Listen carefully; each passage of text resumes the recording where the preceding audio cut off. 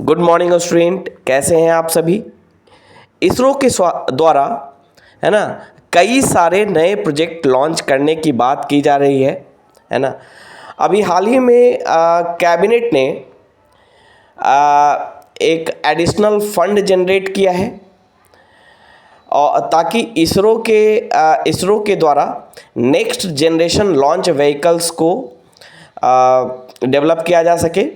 Next generation launch vehicles यानी NGLV जो कि PSLV को रिप्लेस करेगा, जो कि ज़्यादा फ्यूल एफिशिएंट है और साथ ही साथ 10 टन के भार को 10 टन के पेलोड को जियोसिंक्रोनस ऑर्बिट में लॉन्च करने की क्षमता रखता है।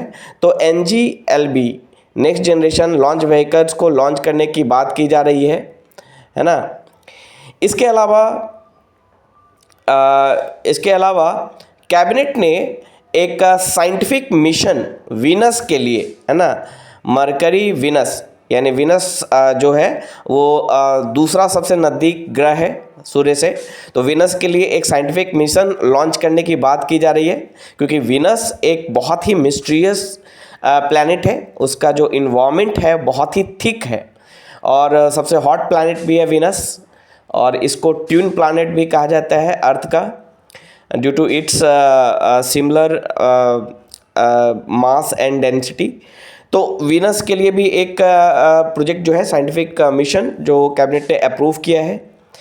इसके अलावा चंद्रयान 4 को भी फ्यूचर में लॉन्च करने की बात की जा रही है। चंद्रयान 4 जो है 2027 में इसे लॉन्च करने की बात हो रही है, और चंद्रयान 4 को LVM-3 के द्वारा यानी लॉन्च व्हीकल मार्क 3 के द्वारा लॉन्च करने की बात हो रही है। लॉन्च व्हीकल मार्क 3 जो है ये मीडियम ये हाइट का ये लॉन्च व्हीकल्स है, यानी जियोसिंक्रोनस ऑर्बिट में भेजने के लिए ये यूज किया जाता है LVM-3, तो ये ध्यान रखना है आपको। और चंद्रयान 4 के द्वारा जो चंद्रयान 4 एक सैंपल रिटर्न मिशन है ना, एक सैंपल रिटर्न मिशन है, यानी चंद्रमा से सैंपल लेकर सैंपल कलेक्ट कर इसे वापस धरती पर लाने का इसका ऑब्जेक्टिव होगा, इसका लक्ष्य होगा कि चंद्रमा से सॉइल के सैंपल कलेक्ट करके धरती पर ला सके। ये मिशन बहुत ही इम्पॉर्टेंट है। इस मिशन को उसी जगह पे भेजा जाएगा, उसी लोकेशन पे भेजा जाएगा जहाँ पर मतलब यहाँ इसमें जो लैंडर होंगे उसी जगह पे लैंड करेंगे जहाँ पे चंद्रयान 3 ने लैंड किया है ना। तो ये चीज़ें आपको दिमाग में रखनी है, ओके।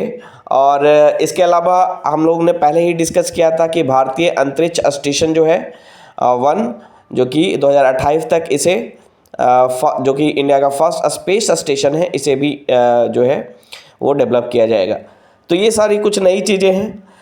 चंद्रयान 4 के तहत जो है चंद्रयान 4 का जो मकसद होगा, ऑब्जेक्टिव होगा कि मून के सरफेस से मून के सॉइल को कलेक्ट करना, रॉक को कलेक्ट करना और उसे पृथ्वी पर वापस भेजना, है ना। और ये 2027 तक एक्सपेक्टेड है चंद्रयान 4।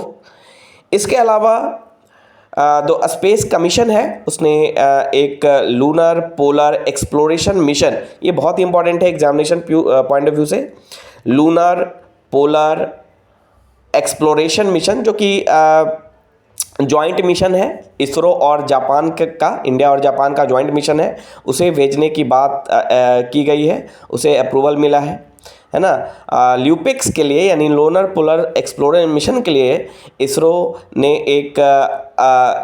एक अलग मून लैंडर डेवलप कर रहा है ना, जो चंद्रयान 3 से बिल्कुल ही अलग होगा, है ना। चंद्रयान 3 में जो लैंडर भेजा गया था, विक्रम लैंडर, तो उससे बहुत ही अलग ये एक लैंडर डेवलप कर रहा है ना। और इस लैंडर को आगे क्रूड लूनर मिशन के लिए भी यूज किया जाएगा। क्रूड लूनर मिशन का अर्थ है जिसमें मैन को भी, यानी व्यक्तियों को भी, यानी वैज्ञानिकों को भी या अंतरिक्ष यात्री को भी मून पे भेजा जा सके।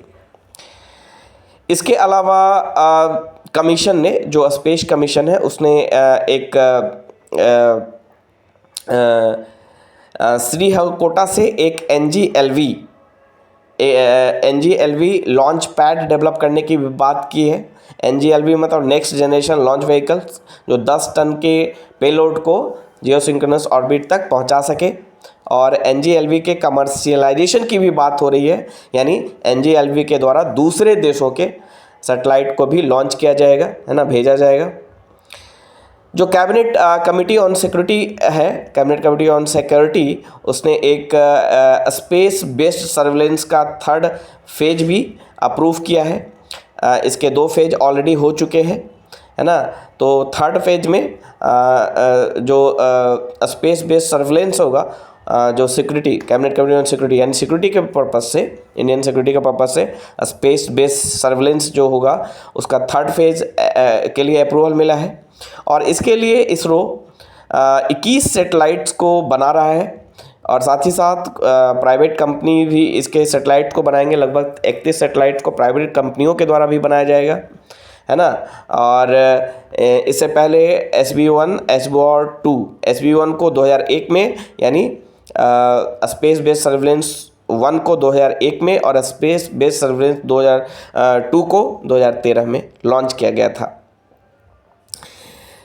तो ये सारी चीज़ें हैं। एक और इम्पॉर्टेंट यहाँ पे मिशन है इसरो का, ये मिशन है एक्सियम 4, है ना। इंडियन जो एस्ट्रोनॉट हैं सुधांशु शुक्ला, इनका स्पेस सूट मेजर हो चुका है, और ये प्रेशराइजेशन टेस्ट के लिए गया है स्पेस एक्स हेडक्वार्टर में। और इसके बाद 10 दिन का इनका ट्रेनिंग होगा, और इन्हें international space centres station, international space station में भेजा जाएगा एक्सियम 4 मिशन के तहत अगले साल। तो ये याद रखना है, एक्सियम 4 मिशन जो कि स्पेस एक्स का मिशन है, और इसके तहत इंटरनेशनल स्पेस स्टेशन में सुधांशु शुक्ला जो कि इंडियन एस्ट्रोनॉट है उनको भेजा जाएगा। इसके लिए सुधांशु शुक्ला को ट्रेनिंग दी जा रही है। इसके अलावा नासा और इसरो के द्वारा जो निशार है ना, NASA ISRO synthetic aperture radar, जो कि एक अर्थ ऑब्जर्वेशन सैटेलाइट है, उसे भी भेजने की बात हो रही है। यहाँ पे क्या हुआ है कि जो इस रडार का जो एंटीना है वो कैलिफोर्निया के लैब से इंडिया आया, और इंडिया आने के बाद, कैलिफोर्निया के लैब से इंडिया आया, और इंडिया के बाद जो टेस्ट हुआ उस टेस्ट में पता चला कि ये हायर टेम्परेचर एक्सपेक्ट कर सकते हैं। जब ये जो सैटेलाइट है जब स्पेस में जाएगा तो हायर टेम्परेचर एक्सपेक्ट किया जा सकता है, यानी हायर टेम्परेचर इसके द्वारा एक्सपीरियंस किया जा सकता है। और इसके लिए फिर से वापस इसे लैब में भेजा गया है ताकि इस पर एक प्रोटेक्टिव कोटिंग चढ़ाया जा सके। और इसरो जो है 2025 तक निसार को लॉन्च करने की बात कर रहा है ना। GSLV सैटेलाइट के द्वारा इसे लॉन्च करने की बात हो रही है। जो अनदर मिशन है वो है प्रोवा 3। प्रोवा 3 जो है वो इंडिया के द्वारा लॉन्च किया जाएगा, इसरो के द्वारा PSLV XL के द्वारा लॉन्च किया जाएगा। और प्रोवा 3 यूरोपियन स्पेस एजेंसी का मिशन है। और प्रोवा 3 का मकसद है सन का कोरोना क्या होता है? Corona is the outermost layer of sun atmosphere. Sun के एटमॉस्फेयर का सबसे बाहरी जो लेयर है, जो हमें कंप्लीट सोलर इक्लिप्स के समय ही दिखाई देता है, तो उसकी स्टडी करने के लिए प्रोवा 3 भेजा जा रहा है यूरोप के द्वारा, जिसे इसरो लॉन्च करेगा PSLV XL के द्वारा, है ना। और तो ये याद रखना है। प्रोवा 1 भी पहले लॉन्च हो चुका है PSLV C3 के द्वारा 2001 में। तो ये कुछ इम्पॉर्टेंट इनिशिएटिव हैं जो इसरो के द्वारा लॉन्च किए जा रहे हैं। तो आपको एग्जामिनेशन पॉइंट ऑफ व्यू से ये काफ़ी इंपॉर्टेंट है। आने वाले एग्जामिनेशन में ये आपसे पूछा जा सकता है, तो इन सारी चीज़ों को आपको ध्यान रखना है। अगर ये वीडियो आपको अच्छा लगता है तो लाइक एंड सब्सक्राइब ज़रूर करें। Thank you.